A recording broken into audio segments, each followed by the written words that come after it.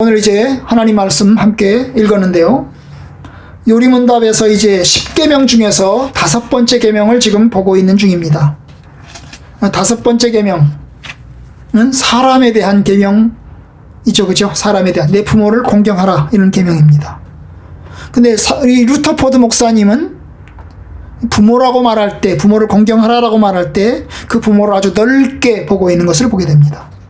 그래서 위정자나 목회자나 부모나 선생님이나 그리고 이제 상전이나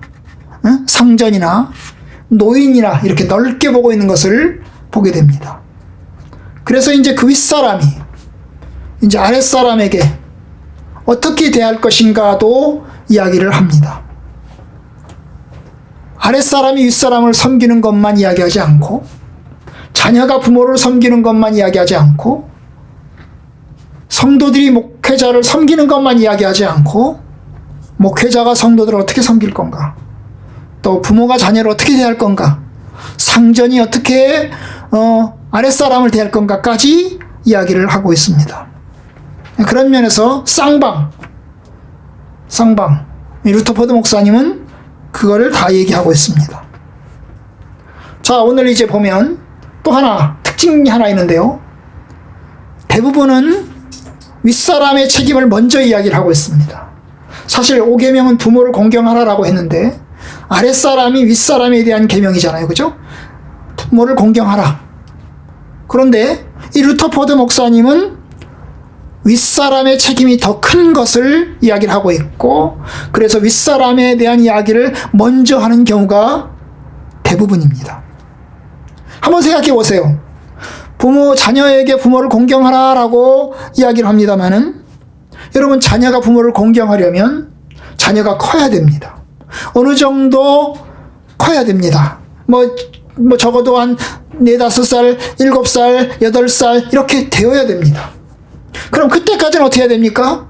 사실은 부모가 자녀에게 해줘야 될 게 더 많습니다. 그렇죠.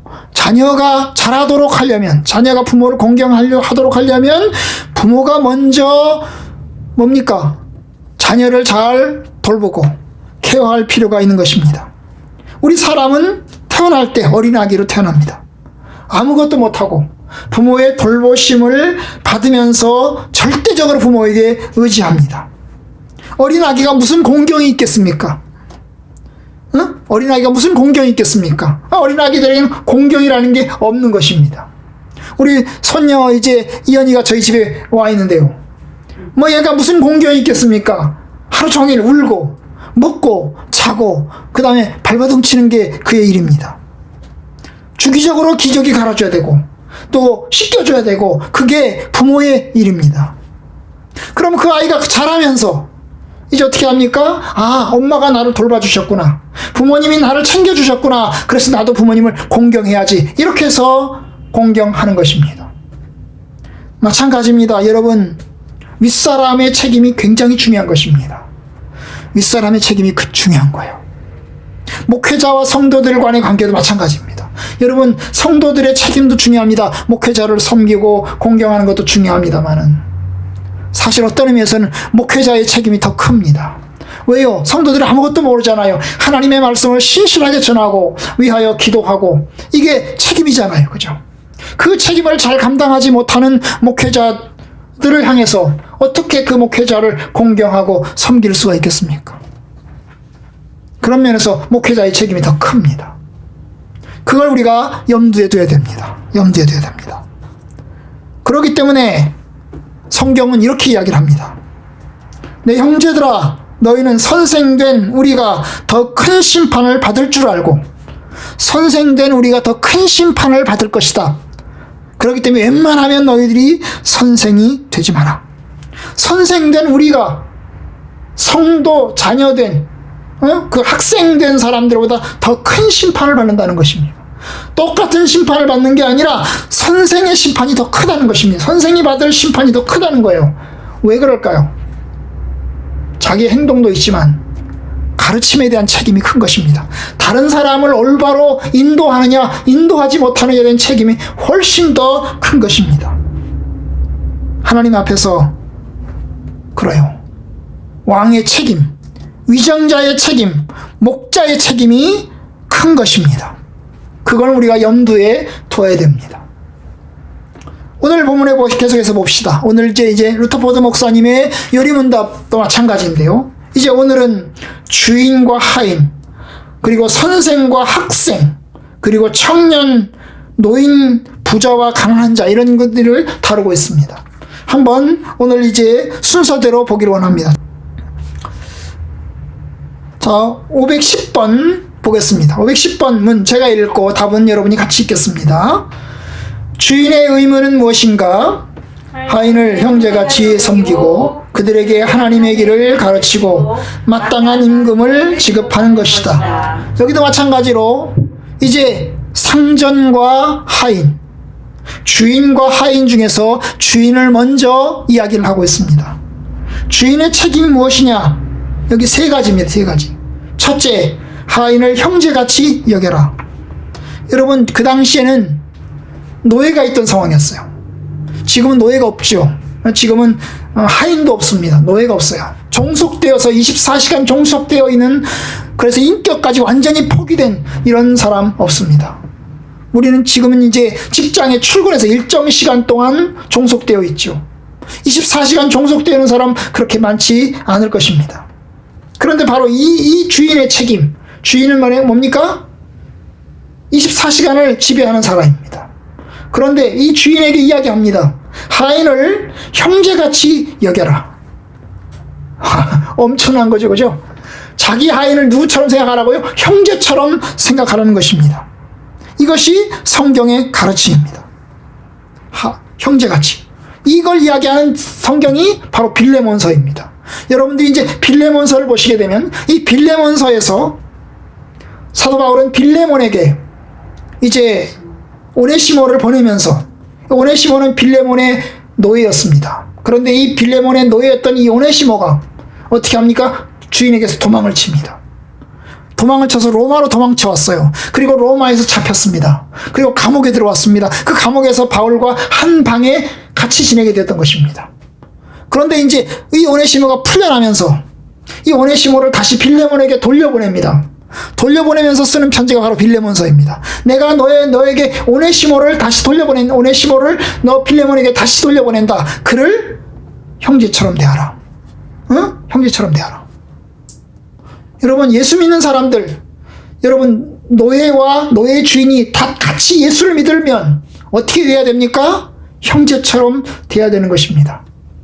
형제처럼 돼야 됩니다. 그것이 이제 가르침이에요, 가르침. 영화 가운데 이제 쿼바디스라는 영화가 있습니다. 이 쿼바디스라는 영화에 보면 거기에 이제 비니키우스라는 사람이 예수를 믿게 됩니다.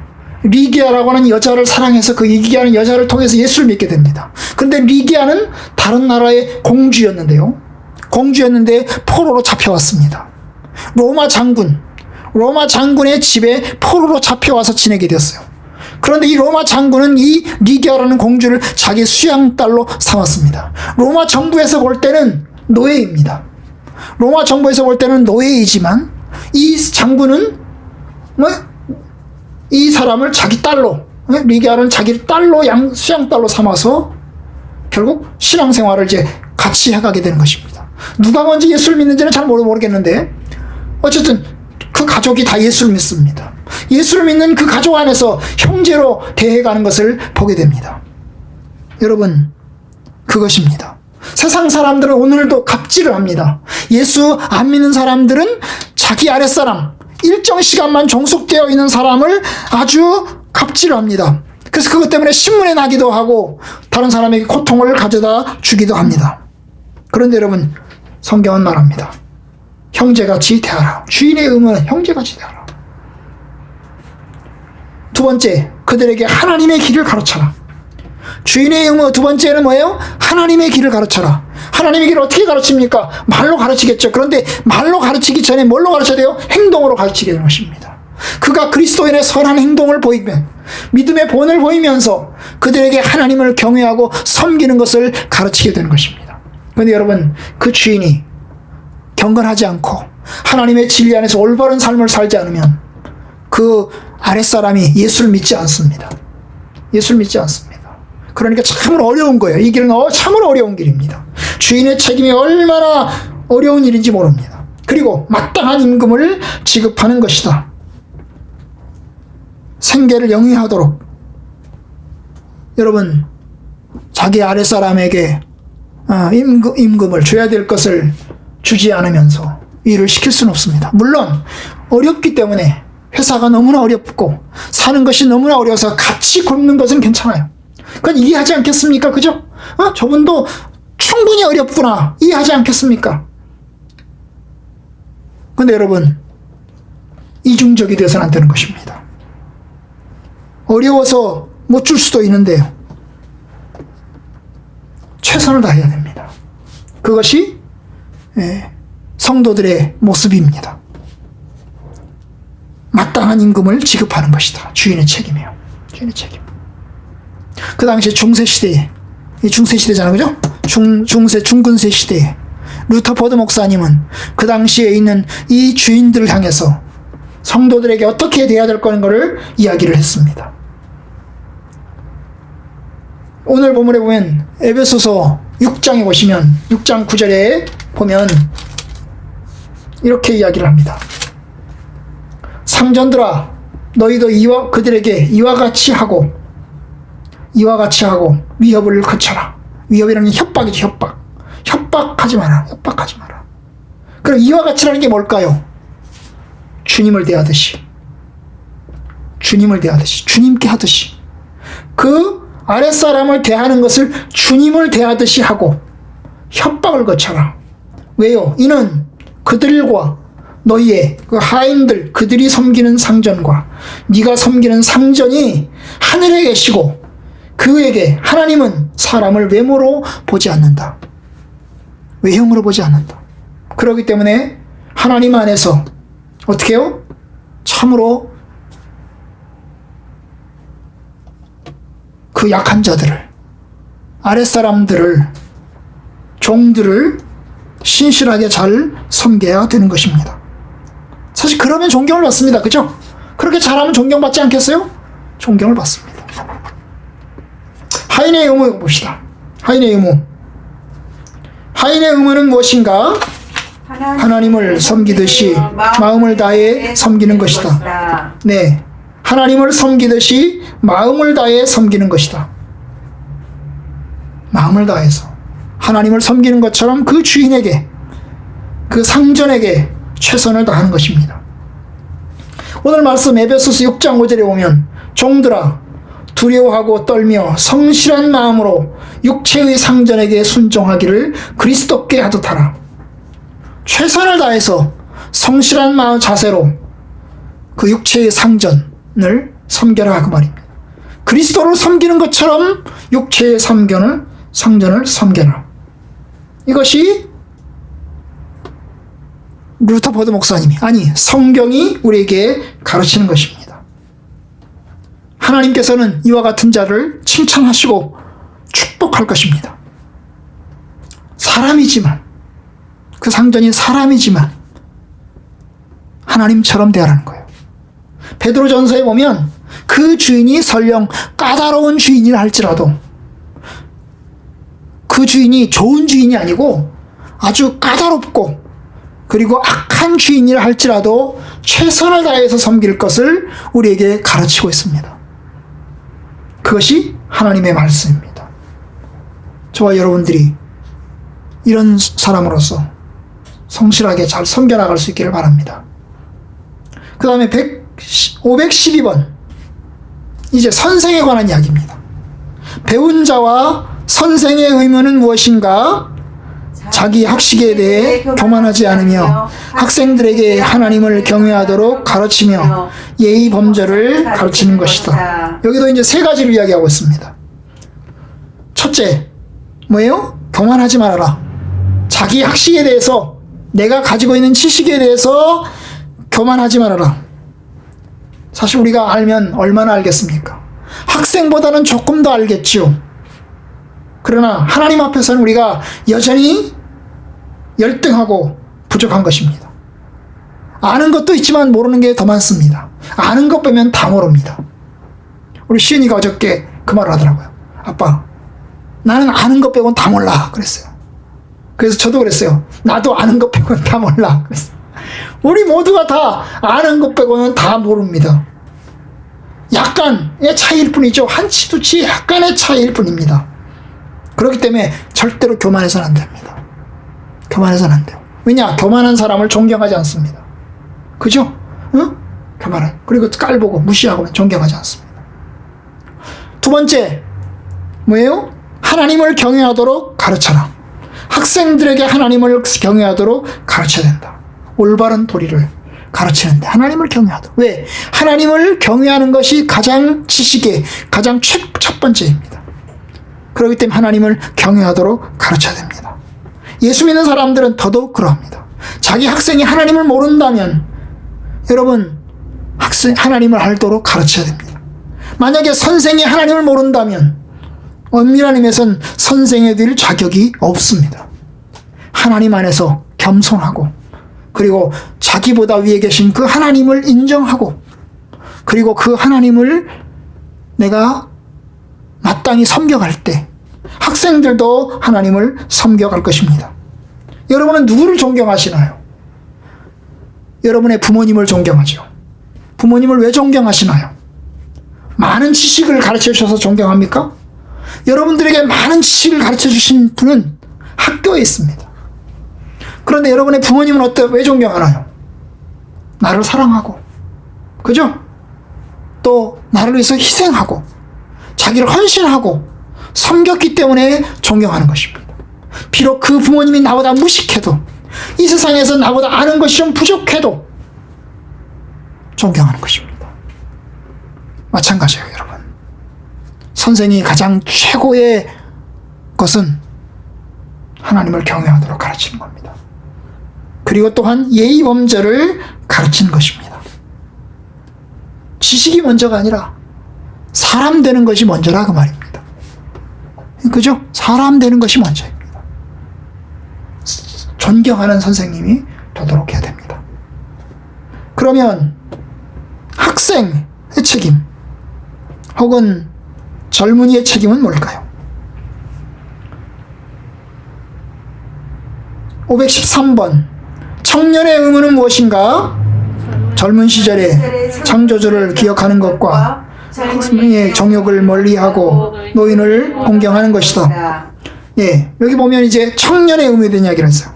학생의 의무는 얘기하지 않았어요. 그죠? 학생의 의무는. 학생의 의무는 뭘까요? 히브리서 13장에 나와 있는데요. 순종하는 것입니다. 선생님의 가르침에 순종하는 것입니다.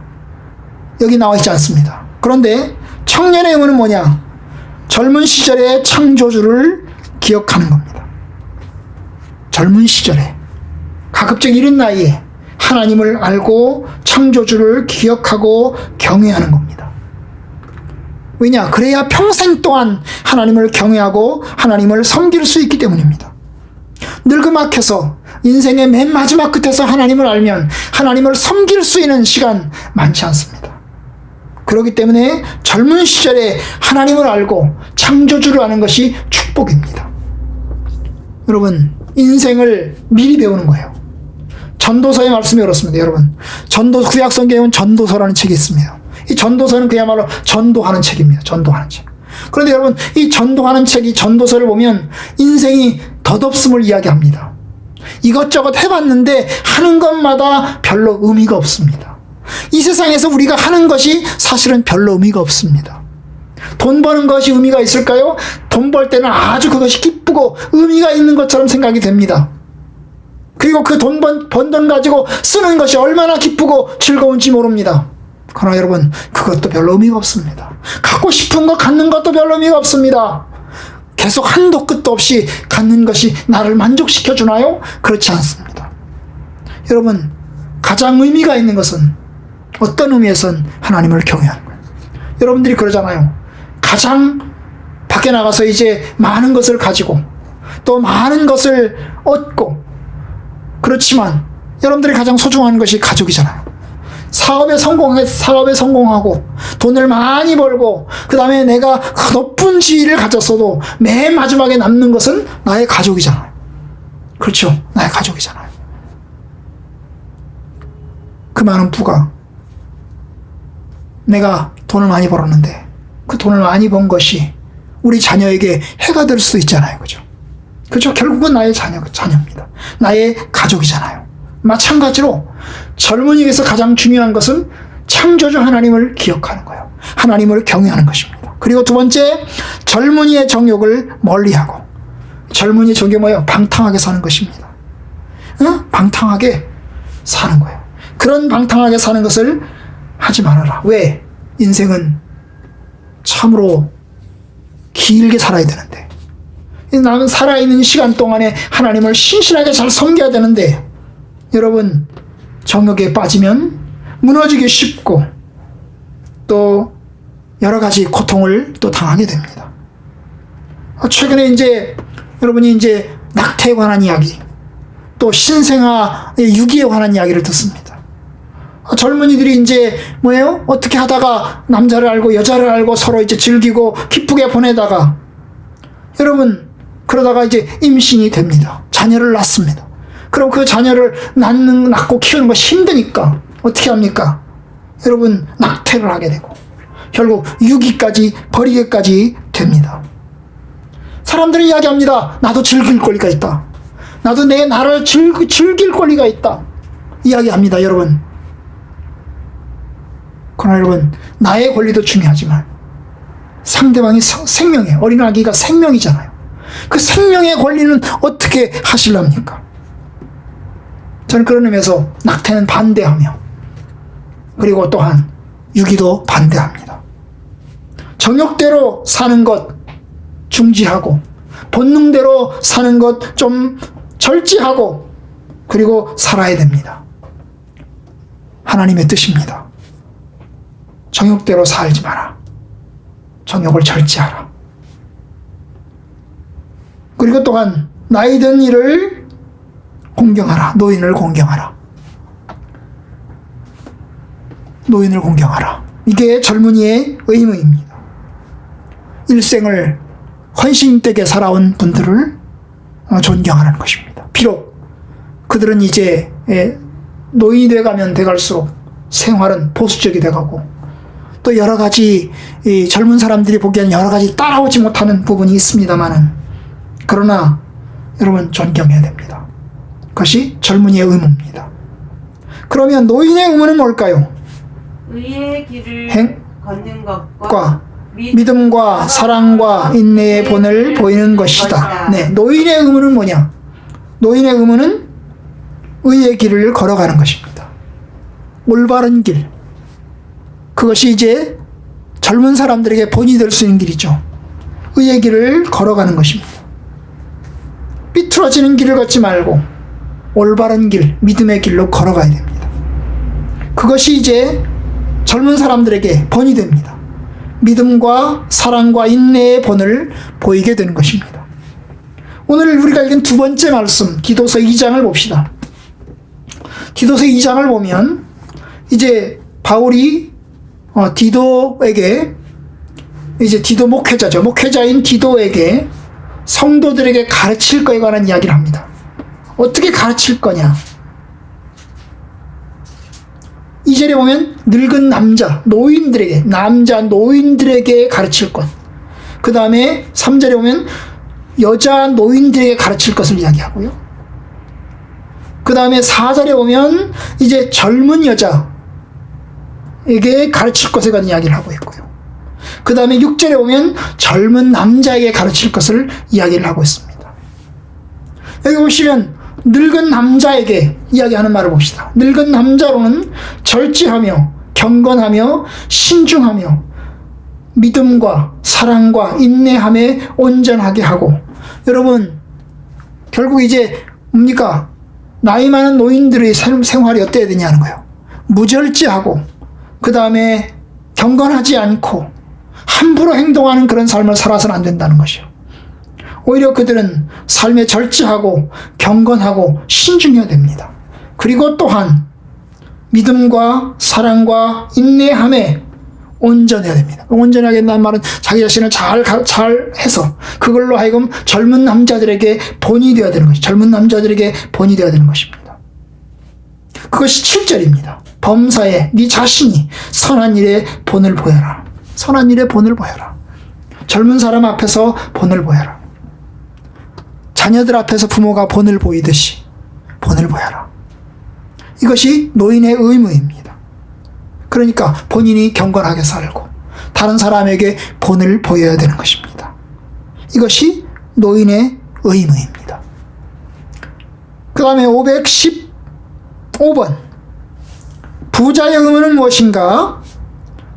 자선과 선행, 모든 좋은 일에 부요한 자가 되는 것과 높은 마음을 갖지 말고 불확실한 부를 신뢰하지 않아야 한다. 또 만일 하나님이 낮추신다면 하나님이 부의 허망함을 보게 하심을 즐거워해야 된다. 여기서 보면 이제 부자의 의무를 이야기합니다. 부자의 의무. 예수 믿는 부자겠죠, 그죠? 예수 믿는 부자일 것입니다. 왜냐? 예수 안 믿는 부자에겐 이 말씀을 가르쳐 봐야 듣지 않으니까. 그런데 예수 믿는 부자겠죠. 부자의 의무가 뭐냐? 자선과 선행, 모든 좋은 일에 부요한 자가 되라. 이 부요한 자가 되는 말은 나눠주는 거죠. 나눠주는 자가 되는 것입니다.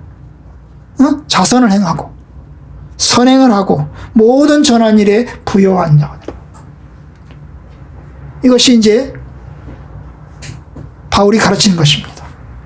디모데전서 6장을 보시면 바울이 그것을 가르칩니다. 디모데 6장을 제가 보도록 하겠습니다. 6장 17절. 자, 네가 이 세대에서 부한 자들을 명하여 마음을 높이지 말고 정함이 없는 재물에 소망을 두지 말고 오직 우리에게 모든 것을 후히 주사 누리게 하신 하나님께 두며 선을 행하고 선한 사업을 많이 하고 나누어 주기를 좋아하며 너그러운 자가 되게 하라. 이게 이제 사도 바울이 디모데 사도를 통해서, 디모데 선생님을 통해서 이제 성도들에게 가르칠 것을 이야기합니다. 부자들에게 네가 지시해라. 부자들을 가르쳐라. 마음을 높이지 말라고. 교만하지 말라고. 그리고 정함이 없는 재물에, 재물이라고 해서 정해진 게 아니죠. 왔다 갔다 하는 겁니다. 돌고 돌아서 돈이잖아요. 그럼 돌고 돌아서 돌아가야 되는 돈에 소망을 두지 말고 오직 하나님께 소망을 둬야 된다는 거예요. 그리고 또한 있을 때 선을 행하고 선한 사업 많이 하고 나누어 주기를 좋아하고 너그러운 자, 다른 사람이 베푸는 사람이 되어라는 것입니다. 이것이 부자의 의무입니다. 여러분, 이 세상의 부자가 이렇게 하면 존경을 받습니다. 그죠? 존경을 받겠죠. 가난한 사람들로부터 존경을 받을 것입니다. 그뿐이 아닙니다. 515번 후반부에 보면 만일 하나님이 낮추신다면, 이 낮추신다면 아마 망하게 하는 거예요. 사업하다가 망하게 하는 거예요. 사업하다가 망하게 되면 하나님이 부의 허망함을 보게 하심을 즐거워야 된다. 그죠? 예. 뭐 늘 좋은 일만 있는 건 아니니까요. 쫄딱 망할 수도 있잖아요. 그러면 그렇게 망하게 하신다면 그것이 하나님이 하신 일인 줄 알고 어떻게 해요? 아, 내가 불을 의지하면 안 되겠구나. 이걸 배워야 되는 것입니다. 이걸 배워야 되는 것입니다. 그리고 하나님 안에서 즐거워야 되는 것입니다. 이것이 부자의 의무입니다. 우리 가운데는 부자가 많지 않기 때문에 있지만 부자들이 이렇게 생활한다면 이 세상에서 부자들은 존경을 받을 것입니다. 자, 516번. 가난한 자의 의무는 무엇인가?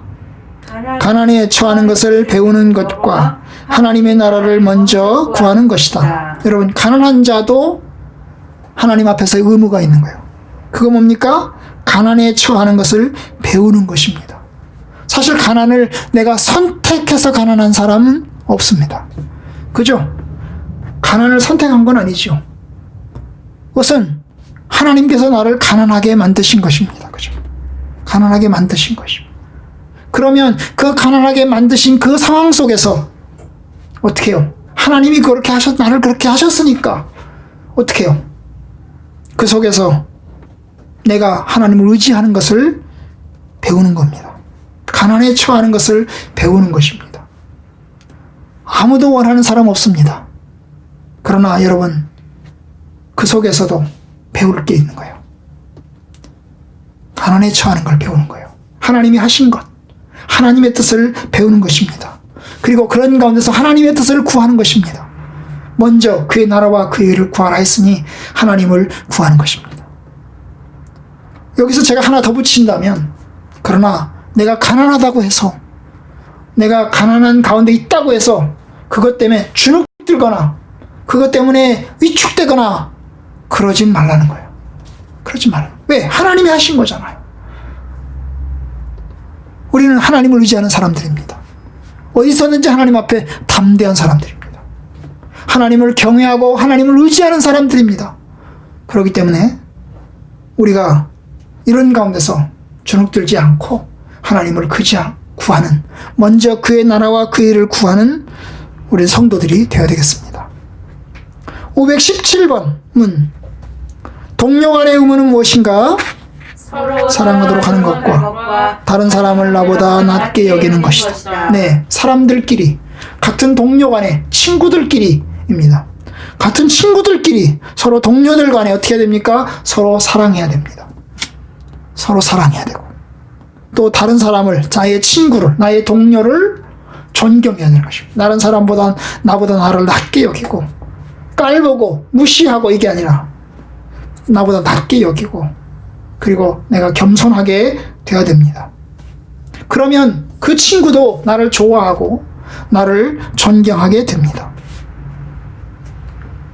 교만하면 다 떠납니다. 그죠? 우정에 있어서, 친구들끼리의 우정에 있어서 교만함은 사람들이 다 나를 떠나게 되는 결과를 맞이하게 됩니다. 그러니까 겸손해야 되고, 또 존경해야 되고, 서로 사랑해야 됩니다. 이것이 동료 간의 의무입니다. 여러분, 이 모든 것이 저와 여러분들에게 다 해당이 되는 거잖아요. 다 해당이 됩니다. 자, 518번은 5계명을 지킨 자들에게 약속한 것이 무엇인가? 하나님은 장수와 평강의 복을 약속하셨다. 네, 자, 5계명이 뭐예요? 내 부모를 공경하라. 그리하면 세상에서 네가 오래 살고 복을 누리게 될 것이다. 이거잖아요. 그죠? 이것이 이제 하나님께서 우리에게 약속하신 말씀이잖아요. 그죠? 부모를 공경하라. 네가 잘 되고 땅에서 장수하리라. 땅에서 장수하리라. 그 약속인데요. 바로 그 약속입니다.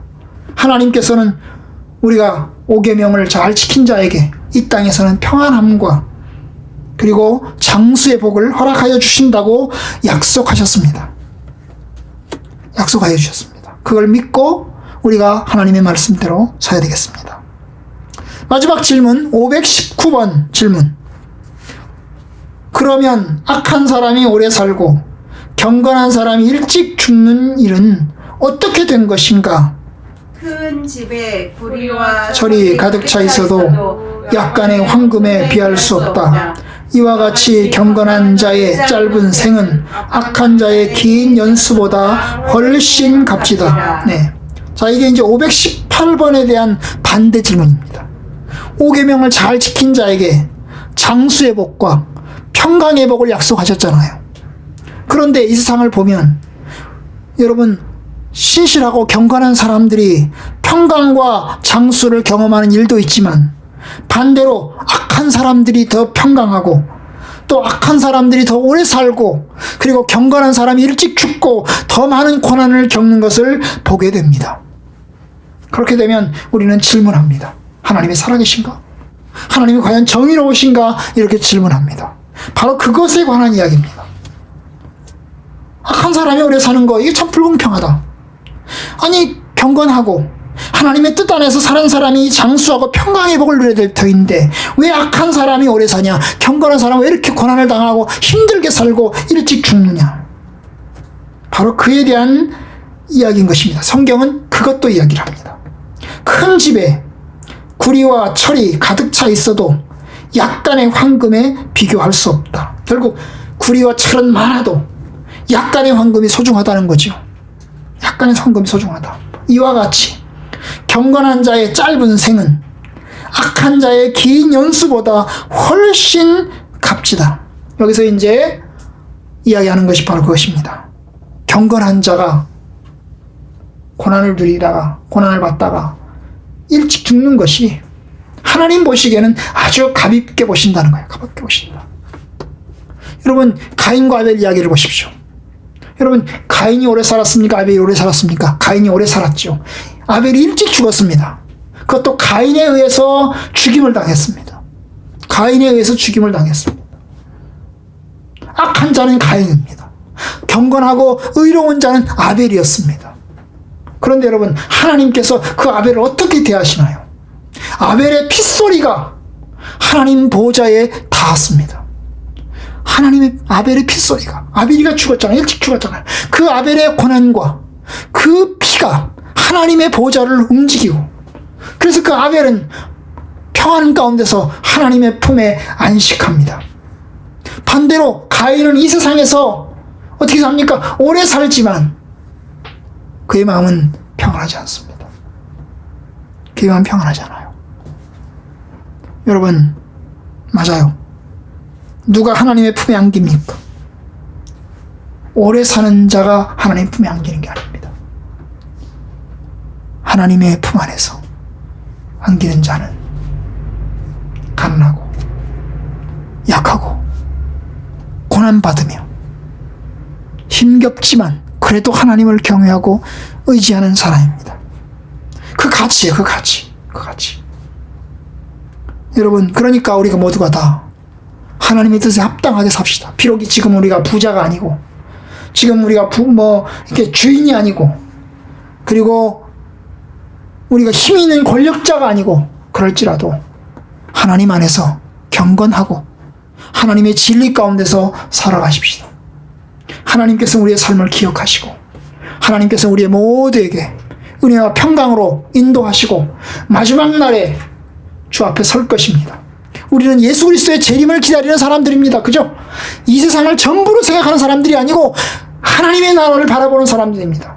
특별히 코로나 상황 속에서야 우리는 하나님의 나라를 바라보는 것이 아주 절실해졌습니다. 여러분, 하나님의 나라를 바라봅시다. 하나님 나라에서 올바른 가치를 가지고 삽시다.